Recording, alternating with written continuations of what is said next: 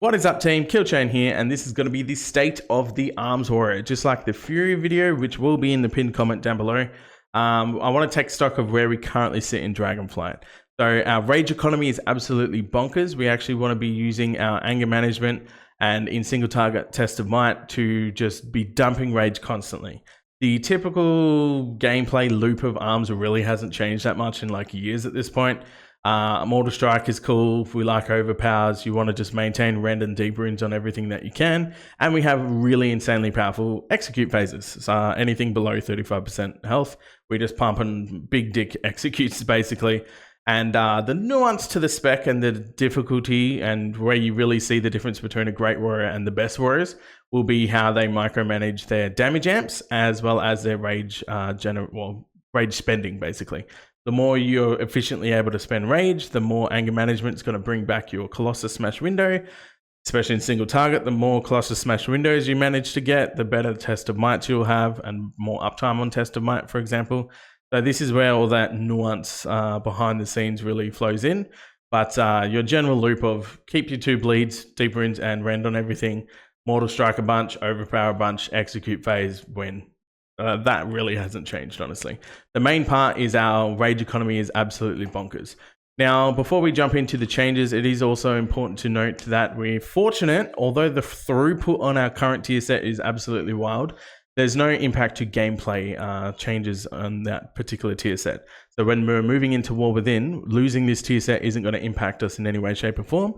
It is purely just up to the numbers tuning of how War Within treats Arms Warriors, whereas things like Havoc Demon Hunter, they're losing a pretty pivotal gameplay change with their current tier set, whereby Blade Dance is auto-procking glaive throws.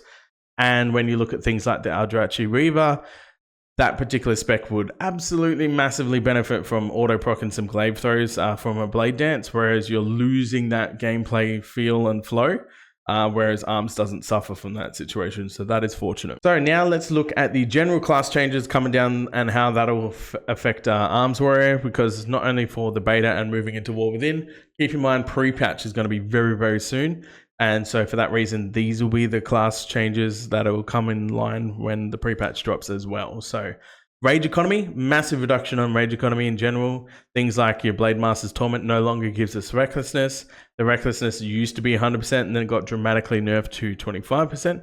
And now they've gone one step further where we don't get recklessness at all, but instead it's going to give us sweeping strikes and a CDR for the cleave cooldown for the duration of Avatar as well.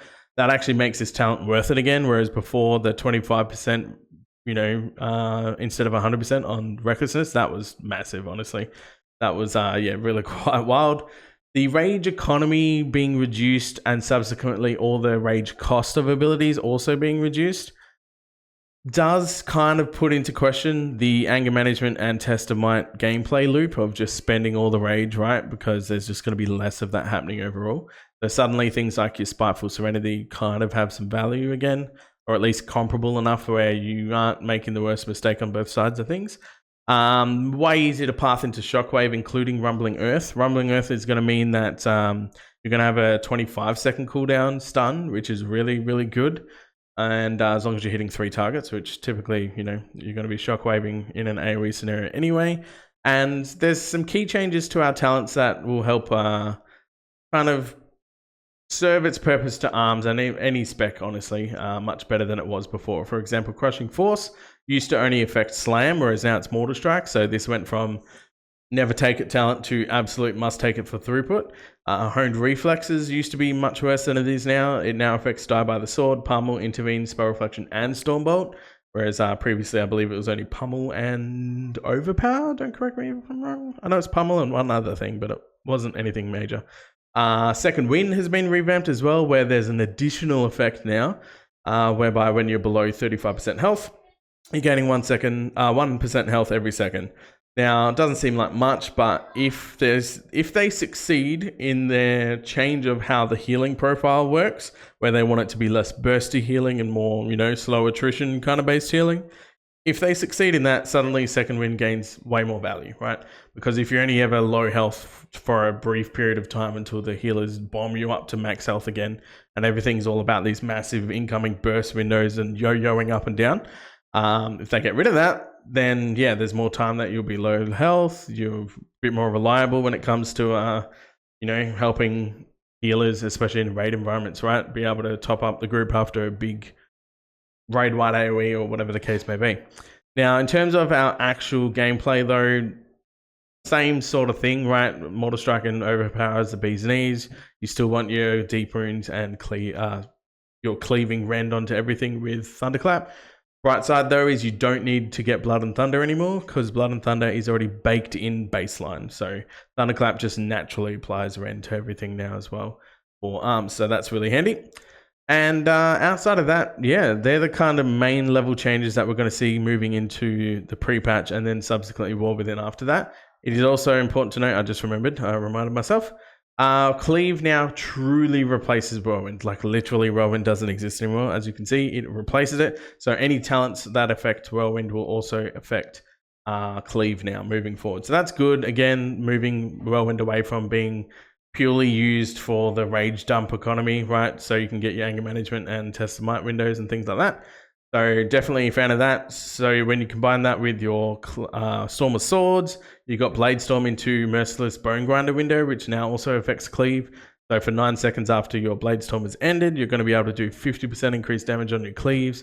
Combine that with the damage amp with Warbreaker. Avatar itself will also now reduce the Cleave cooldown by 1.5 seconds and give you sweeping strikes and stuff. So you can see the synergy there of being able to get these nice big Cleave windows in an AoE, so that's going to be really good. And it is also important to note, Cleave is technically uncapped. Obviously, it reduces damage beyond 5 targets, but it still hits everything in front of you, right? So that's at least helpful. That'll also help get deep runes on everything cruising around as well. Lastly, the change I would want to mention for sure is, well, actually I'm thinking of 2 at the moment. Thunderous Words, that's been nerfed to where it used to give you 15% to all bleeds as soon as you pick this talent. So all bleeds at all times just do 15% increased damage. Whereas now it's 30% increased damage, but only during your Thunderous Roar window. Thunderous Roar itself will last 8 seconds. So it's only during that 8-second window while Thunderous Roar is active that all your bleeds will be doing 30% increased damage. So bit of a nerf on that front, but they're trying to funnel it more to be this damage window rather than just an all the time thing. Cool, that's fine. The last thing I wanted to mention is there is a new Xalatath affix currently being tested on the Mythic Plus thing at the moment as well, which it looks like will involve Absorb Shield. So suddenly Wrecking Throw will come quite useful for that. If it can be purged, typically everyone else is just going to purge it. Like you're going to have a Shaman or something like that. You could also technically even purge it by the sounds of it if it is purgeable with Shattering Throw. I don't know if it's intentional, but it is single target purgeable currently.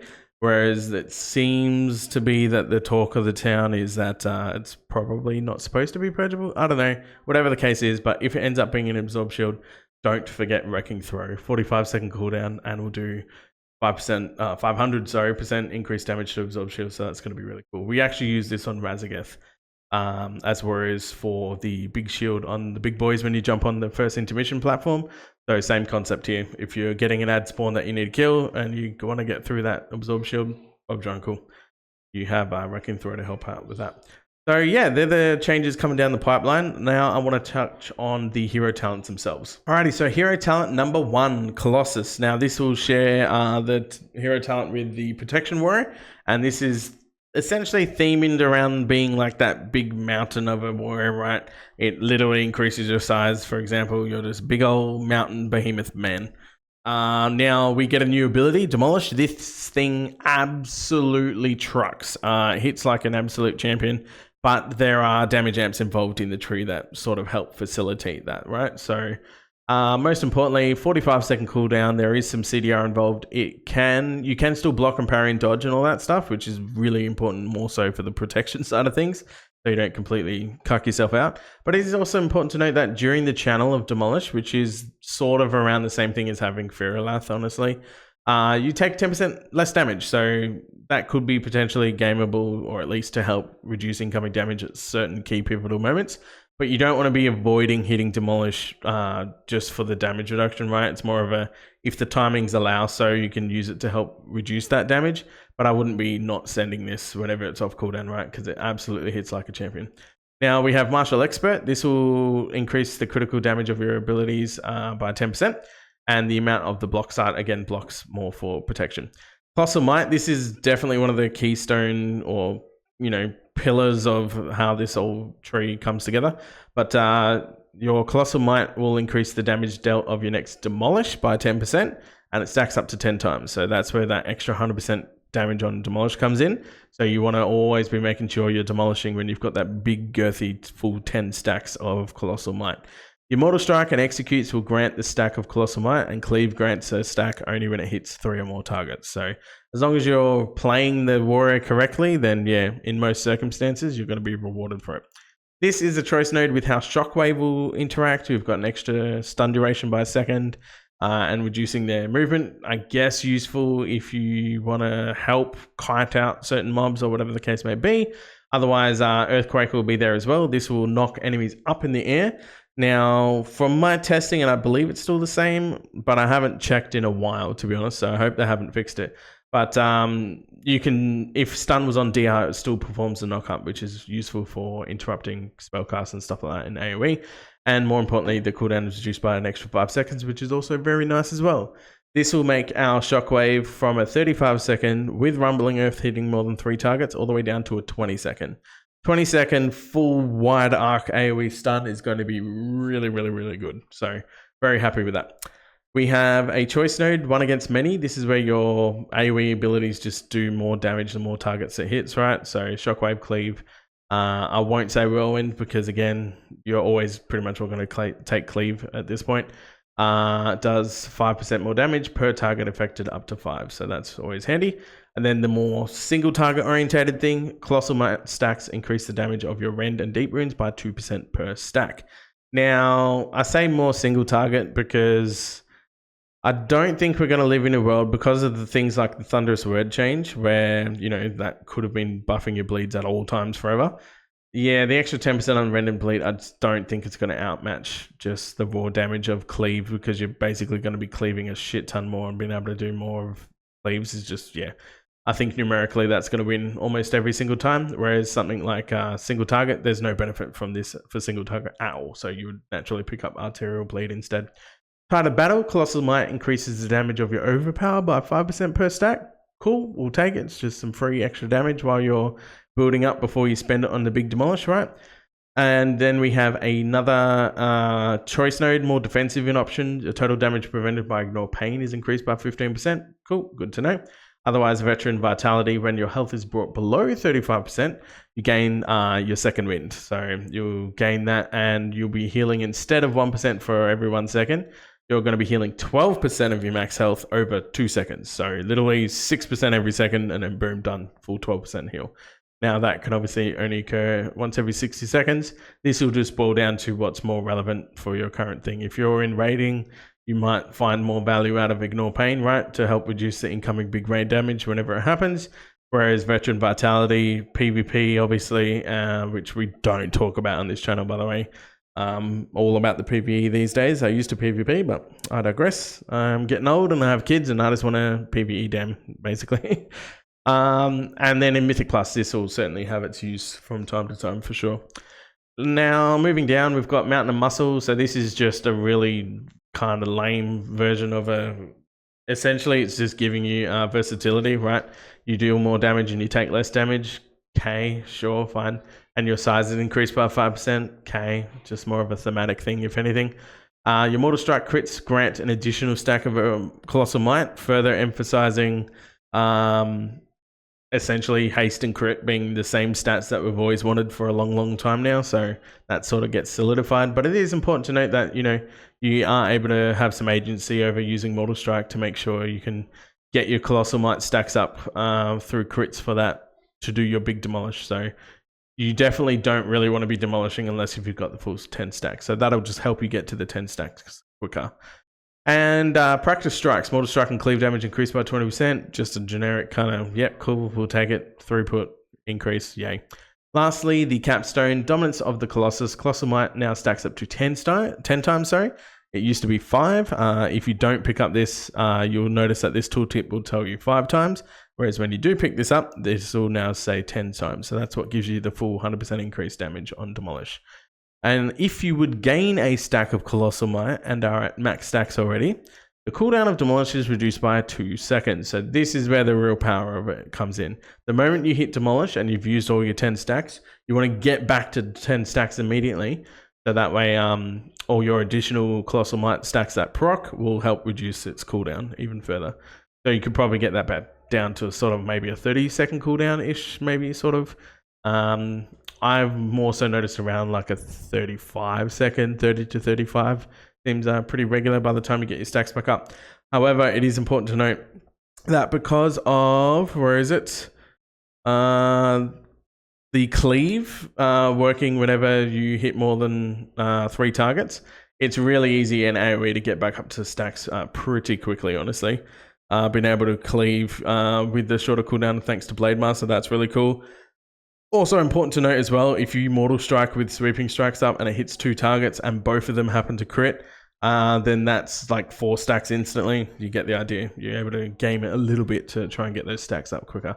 And then lastly, enemies affected by your Demolish take up to 10% more damage from you based on the amount of stacks you consumed from the Colossal Might, and also deal up to 5% less damage. So again, it's more of like a temporary versatility buff based on how many stacks you consumed for your Demolish. So really, really cool. Like the theme, Demolish, like I said, absolutely friggin' trucks. It's such high damage. Yeah, it's kind of insane, right? Now, it also deals damage within 8 yards of the primary target. So this is really where it boils down to like anything that can tightly pack up mobs. If you've got a DK that just did their Gorfrien's Grasp, being able to demolish and hit everything within that zone is going to absolutely clap. But it does do reduced damage beyond 8 targets. But this thing's going to, yeah, definitely absolutely truck. Colossus, I'm really happy with it. Yeah, pretty content. I'll more so see it being powerful in single target more than anything else. But having some use, you know, whenever ads are up, I think you'll find this will be potentially pretty common as a raid spec, or at least comparable enough to our other Slayer one. But all things told, I at least like where it sits, and mainly the 20-second cooldown shockwave sounds really, really cool to me. Yeah, let's check out Slayer. Rightio, so lastly for Slayer, while the Colossus tree was more about doubling down on what you already know, you know, your Mortal Strikes and Cleaves, and putting the spotlight on this new ability with Demolish, Slayer, on the other hand, is all about executes and blade storms and how they all interact with each other very nicely. Now, it is important to remember Slayer is the combination with Fury as well, so we would have already touched that on the previous video. However, we'll just go over it again, I suppose. Your attacks are going against your primary target are going to have a high chance to proc this Slayer Strike. Slayer Strike, when you do 3 times of it, will max out to 3 stacks, and each Slayer Strike will give you your next execute 10% increased damage.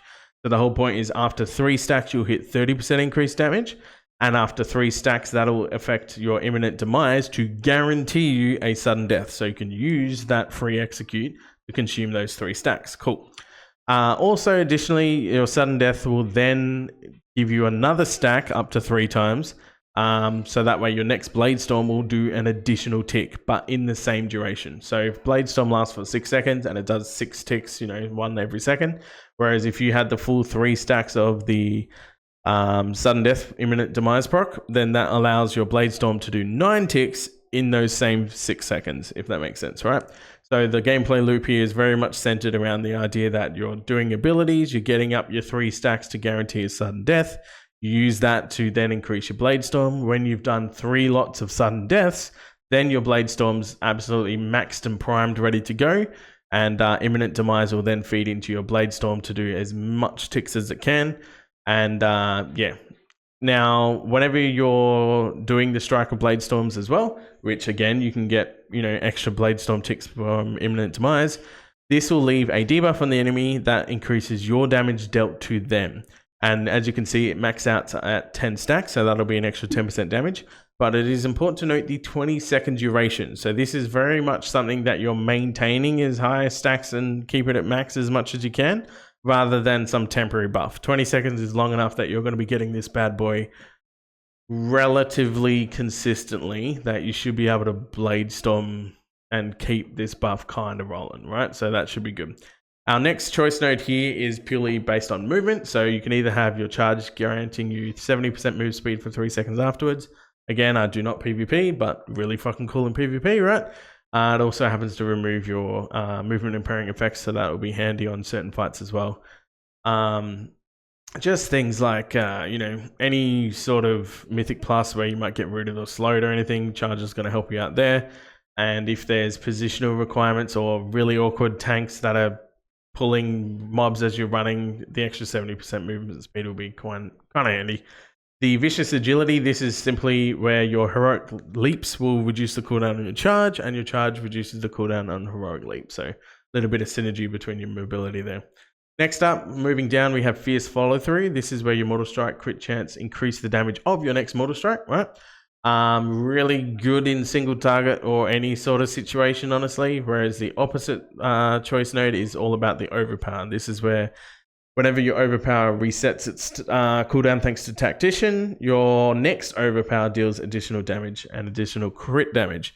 This will be something that will more so pop up its lovely ugly head in an AoE scenario with things like Dreadnought, where you're able to just absolute pummel with sweeping strikes, multiple overpowered Dreadnoughts like cleaving everything in front of you.